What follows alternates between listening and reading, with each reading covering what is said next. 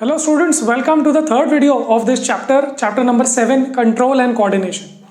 इस वीडियो में हम लोग बात करने वाले हैं एक ऐसे रिस्पॉन्स की, ऐसे कंट्रोल एंड कोऑर्डिनेशन की एग्जाम्पल की जहां पर बहुत कम टाइम लगता है। हम लोग एक ऐसा सिस्टम देखने वाले हैं हमारे नर्वस सिस्टम का जो ब्रेन के डिसीजन के बिना ही डिसाइड कर लेता है। वैसे तो ब्रेन सब कुछ डिसाइड करता है ना हमारी बॉडी में, है ना, कब चलना है, कब भागना है, किसी को कुछ बोलना है कि जोर से चिल्लाना है कि धीरे से बोलना है, ये सब हमारा ब्रेन डिसाइड करता है। बट कुछ कुछ ऐसे एक्शंस होते हैं जो ब्रेन नहीं डिसाइड करता, जो उसके सबऑर्डिनेट्स ही डिसाइड करके काम कर लेते हैं। तो इन एक्शंस को बोलते हैं रिफ्लेक्स एक्शंस। तो ये एक्शंस क्यों होते हैं, इसका सरल सा कारण यह है कि कभी कभी अगर इमरजेंसी नहीं है तो आप अपने पापा से, अपने मम्मी से पूछ के कोई डिसीजन ले लेते हो। बट अगर कोई एक्सीडेंट आपको दिख रहा है और आपने देखा कि उस इंसान को बचाना चाहिए या नहीं बचाना चाहिए, तो क्या आप मम्मी पापा से पूछ के करोगे? क्या नहीं, आप तुरंत कर दोगे तब, बिकॉज वहां इमरजेंसी है और वहां पर अभी ये डिसीजन प्रोसेस बहुत लंबा हो जाएगा, तो वहां पे तुरंत आप डिसीजन ले लेते हो because it's an emergency. Similarly reflex actions work like that. अगर हम हर चीज ब्रेन से पूछ के, ब्रेन सोचेगा, it will take its own sweet time और फिर रिएक्ट करेंगे, तब तक तो फिर गाड़ी निकल जाएगी। So we need a shortcut, और वो शॉर्टकट्स की सिचुएशन बहुत आती है। जैसे आपने देखा होगा, अगर कोई एकदम से आ जाता है कोई पंच मारने के लिए, तो मेरी एकदम आंखें बंद हो जाती है। क्यों? क्योंकि मुझे ये सोचना ना पड़े कि ये हाथ आएगा, मेरे चश्मे को तोड़ देगा, वो चश्मे के टुकड़े मेरे हाथों में चले जाएंगे, आंखों में, और फिर आंखों में जाने के बाद मेरी आंखें इंजोर हो जाएगी। फिर अच्छा, मेरी आंखें इंजोर हो जाएगी तो क्या होगा? मैं अंधा हो जाऊंगा। फिर अंधा होने के बाद मुझे दिखेगा नहीं। क्या? अच्छा नहीं दिखेगा तो मैं कैसे मैनेज करूंगा? ये सब कौन सोचेगा? ये तो सिर्फ सोचने वाली बात हुई, उसके बाद में रिएक्शन भी देना है। आपने देखा पिछले वीडियो में क्या होता है, आपको वो सेंस ऑर्गन्स से जो जो मैसेजेस मिलते हैं, वो मैसेजेस आपको वाया द न्यूरॉन्स, एक न्यूरॉन, दूसरे न्यूरॉन, तीसरे न्यूरॉन तक आपको भेजना है, ब्रेन तक। फिर वो ब्रेन डिसाइड करेगा, फिर उसके बाद वो 1, 2, 3 न्यूरॉन से भेजेगा और फिर आपके मसल्स को बोलेगा अरे आंखें बंद कर दो। ये सब सोचने में कितना टाइम लगेगा? और ये brain is very slow in thinking about all this. तो हम लोग एक जुगाड़ करते हैं, हम लोग बोलते हैं भाई ये सब बहुत लंबा प्रोसेस है, शॉर्टकट बताओ। तो जैसे ये हाथ आते हुए आपको दिखता है, जैसे आपको कोई मारते दिखता है, जैसे आप किसी डॉग को या किसी कैट को आप ऐसे करते हो तो एकदम ऐसे आंखें बंद कर लेता है वो। क्यों? क्योंकि उसको ये सोचना ना पड़े कि अब मैं ये सब करूं क्या, मुझे आंखें बचाना, मुझे खुद को बचाना, मेरे ऑर्गन्स को बचाना, ये प्रायोरिटी है। तो क्योंकि वो प्रायोरिटी है, बाद में सोच लेंगे, right? So the priority is कि वहां से पहले भागो, सोचना बाद में है, सेकेंड प्रायोरिटी। सो नाउ ये सिचुएशंस आपको समझ में आ रही है, तो हम लोग इसको देख लेते हैं क्या थियरी लिखी है, और फिर हम एक वो रिफ्लेक्स आर्क देखेंगे क्या होता है। आ जाओ शुरू करते हैं। Reflex situations involve sensing and reacting without delay. Delay नहीं चलेगा, वहां पर फटाफट करना पड़ेगा, है ना। Normally we would sense something hot, for example अगर आपने कोई चीज को टच किया तो नॉर्मली क्या होगा, आपने देखा न्यूरॉन्स कैसे सेंस करते हैं, फिर वो एक न्यूरॉन से दूसरे न्यूरॉन, फिर तीसरे न्यूरॉन तक भेजते हैं, फिर ब्रेन में जाएगा, ठीक है। Something hot, then we will feel the pain. Feel the pain भी ब्रेन में ही होगा, ठीक है। एक बार वो फील होगा पेन, फिर हम सोचेंगे कि ये पेन कैसा लग रहा है, ये क्या, ये पेन डेंजरस है क्या, है ना, ये पेन से मेरा जल जाएगा क्या हाथ, है ना। ये सब आप सोचोगे, आप कॉन्सिक्वेंसेस सोचोगे, और फिर आपको अगर अच्छा लगा तो रहने दो, अच्छा नहीं लगा तो हाथ हटाएंगे तब।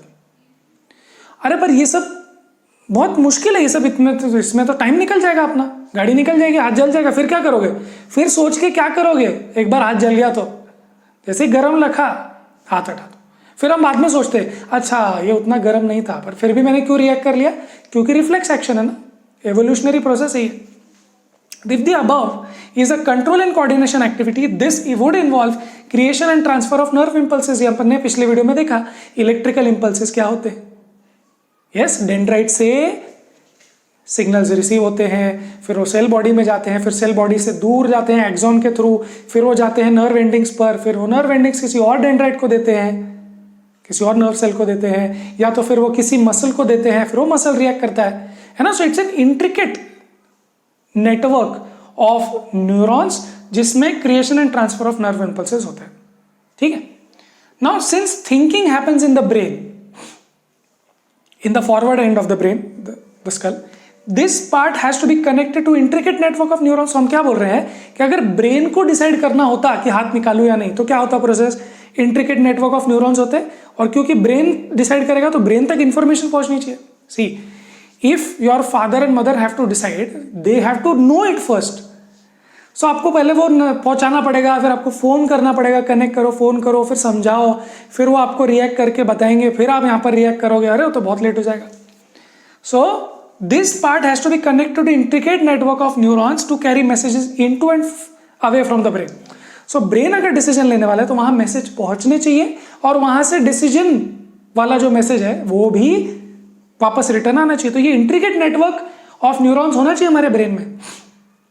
ये सब बहुत जरूरी है.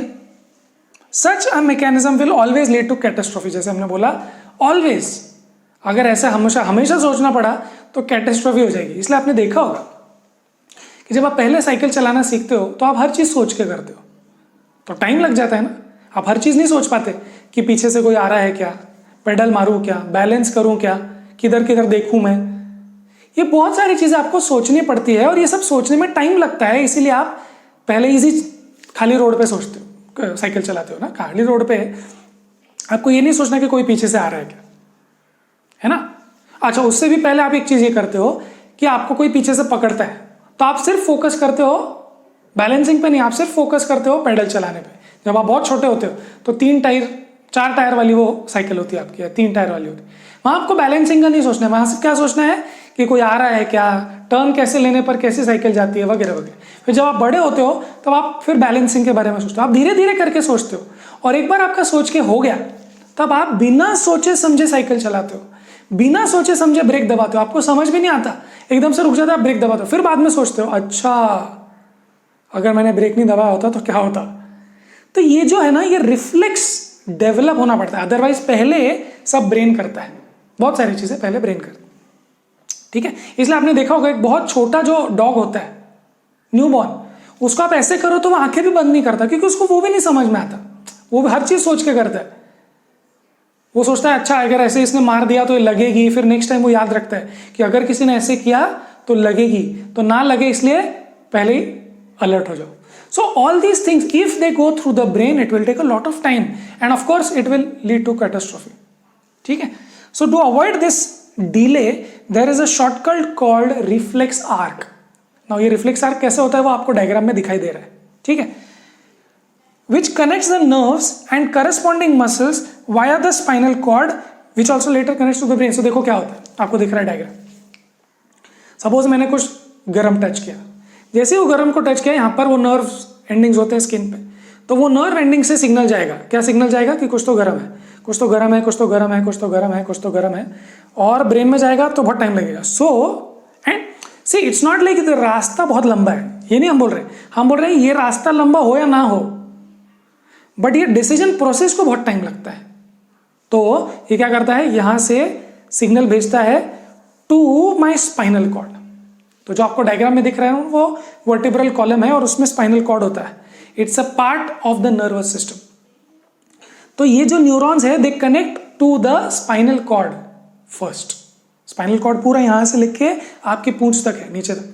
सो वो जो शॉर्टेस्ट पाथ होगा वहां पर वो चला जाएगा, और वहां वो मैसेज पहुंच जाएगा स्पाइनल कॉर्ड तक. ठीक है, नाउ जैसे ही वो स्पाइनल कॉर्ड तक मैसेज पहुंचेगा, स्पाइनल कॉर्ड के थ्रू वो ब्रेन में भी जाएगा, but in case of reflex action वो ब्रेन के डिसीजन के लिए रुके. हम ब्रेन को खबर कर रहे हैं, see we are informing the authorities, but authorities decide करेंगे, वो हेल्प भेजेंगे, उससे पहले भी तो हमको कुछ करना पड़ेगा ना. सो ये मैसेज गया स्पाइनल कॉर्ड में, स्पाइनल कॉर्ड ने डिसाइड किया कि okay this is a reflex situation, यहां पर हमको पहले ब्रेन को बता देना चाहिए. ठीक है, बट ब्रेन डिसाइड करे उससे पहले हमको एक रिवर्स या एक रिटर्न में एक डिसीजन भेज देना चाहिए कि हाथ पीछे ले लो. समझ में आ रहा है? मतलब if you are spinal cord you will receive a message emergency, you will first in one direction you will inform it to the brain, and in the other direction you will respond by saying हाथ निकाल दो. Yes.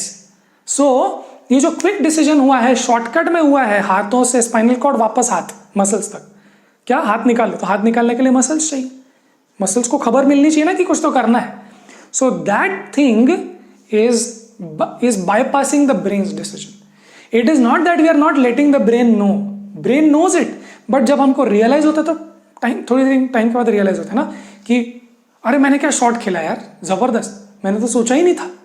Exactly आपने सोचा ही नहीं था, वो ऐसे ही हो गया. प्रैक्टिस प्रैक्टिस प्रैक्टिस प्रैक्टिस से आपका ये रिफ्लेक्स आर्क फाइन ट्यून हुआ. तो बहुत सारी चीजें तो आप ऐसे ही डिसीजन ले लेते हो, राइट. सो फॉर एग्जाम्पल अगर आप क्रिकेट की देखो बात, क्रिकेट में जैसे ही मैं शॉट खेलता हूं, आपने देखा होगा जैसे ही बॉल जाता है तो जो बैट्समैन होता है वो बोलता है यस 1 रन, है ना, सामने वाले को बोलता है भाग. तो it's first response is, it's reflex response is भाग. फिर उसके बाद वो सोचता है कि बॉल कहाँ गया है, फिर उसको रियलाइज होता है oh no no no no no, फिर वो नो बोलता है, फिर वो प्लेयर भी भागता है, फिर ये भी भागता है. So the first response is की भाग. Clear. So that's the idea. और बहुत सारे रिएक्शंस ऐसे ही रिफ्लेक्स में होते हैं. सो देखो फिर से क्या हुआ, फिर से एक बार पढ़ते हैं. रिफ्लेक्स आर्क क्या होता है, which connects the nerves to the muscles here via the spinal cord shortcut, and of course that nerve also connects to the brain. So brain knows later. ठीक है.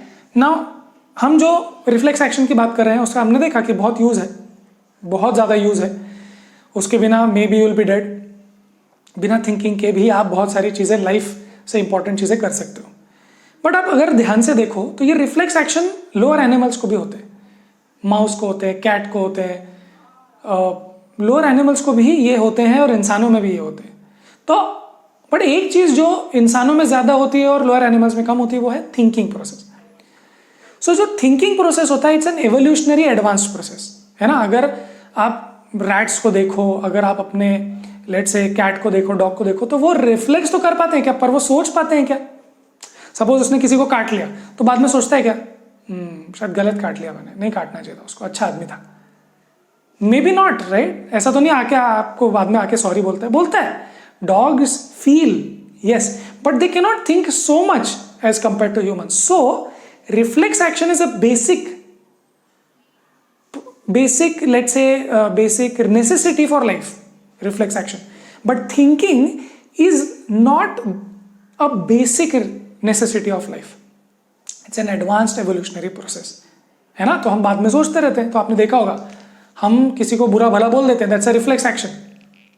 फिर बाद में हम सोचते हैं अरे गलत हो गया, नहीं करना चाहिए था, है ना. सो ये रिफ्लेक्स एक्शन के बाद जो थॉट प्रोसेस होता है ये इंसानों में ही है और कोई जानवर में नहीं, right. Okay, so let's look at the questions. Question number 1 says what is the difference between reflex action and walking? Reflex action does not involve any thinking. उसका ब्रेन का सिर्फ खबर दी जाती है, बट ब्रेन से कोई लेट्स से उससे कोई एडवाइस नहीं ली जाती, बस उसको खबर कर दी जाती है. But walking is a conscious process. Brain सोच के उसको करता है, राइट. सो इसीलिए वॉकिंग और रिफ्लेक्स एक्शन में फर्क ये है कि एक में ब्रेन का इन्वॉल्वमेंट नहीं है, एक्टिव इन्वॉल्वमेंट, और एक में डेफिनेटली है. और question number 5, what is the role of the brain in reflex action. तो हमने ये सब जो बात की उसमें देखो क्या रोल है. अगर यहाँ कोई इमरजेंसी है और आप कुछ यहाँ पर एक्शन ले रहे हो, जैसे फॉर एग्जाम्पल कोई आग लगी हुई है ना, तो आप जल्दी से क्या करते हो, पानी डालते हो, मिट्टी डालते हो, CO2 फायर एक्सटिंग्विशर डालते हो, है ना, ये सब आप करते हो. बट इसमें पेरेंट्स का क्या रोल है, इसमें अथॉरिटीज का क्या रोल है. इसमें अथॉरिटीज का सिर्फ यही रोल है कि आप उनको खबर कर देते हो कि भाई ऐसा कुछ तो हो रहा है, बट देन आप अपना फायर फाइटिंग में लग जाते हो. सिमिलरली रिफ्लेक्स एक्शन में ब्रेन का यही रोल है, you let it know, that's it. वो थॉट प्रोसेस करने की वजह से हमारा कोई यहाँ पर काम नहीं हो रहा. सो आपको समझ में आ गया with the diagram also your understanding जो आपके बुक में भी दिया हुआ है, right. Good. So let's close this video here. I hope आपको अच्छा लगा हो, आपको समझ में आया हो. हम लोग आगे वीडियोस कंटिन्यू करने वाले हैं. टिल देन पढ़ाई करते रहें.